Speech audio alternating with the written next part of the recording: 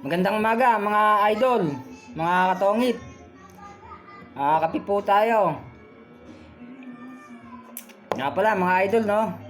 Bukod sa naglalaro kayo ng tongit, kailangan mga idol, magaling din kayo makisama dyan.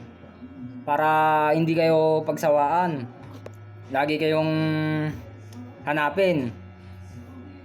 Kasi mga idol, pag hindi ka marunong magdala dyan, baka wala pang isang linggo hindi ka nakalaruin ng mga yan.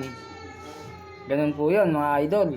Kaya yung mga nagmumo sa inyo mga idol, huwag nyong iwanan. Natural lang yun, kasama sa laro yun eh. Pakisamahan nyo lang. Kasi ko mga idol, sa totoo lang, 30 years mahigit nilaro ko yan. Walang umano sa akin. Yung kumbaga sa madaling sabihin, walang nagalit, walang sumama yung loob. Kasi nga natin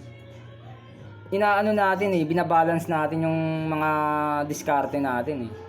Hindi yung porket manalo ka na, tayo, takbo, ganun. Hindi ganun. Pangit yun. Kasi sa totoo lang mga idol, ito elementary pa lang ako, nilalaro ko na yan. Kaya alam ko na yung pasikot-sikot yan mga idol. Ngayon, syempre, may online na, alam na natin, di ba? Kaya ganun po mga idol. Nga pala, nagpapasalamat ulit ako sa mga viewers ko, no? Parami na talaga ng parami. Ganun din sa followers ko. Mga basher, hindi ako galit sa inyo. Yun lang po. Paki-share na lang po to para mas marami pa yung makaalam lalo. Salamat po.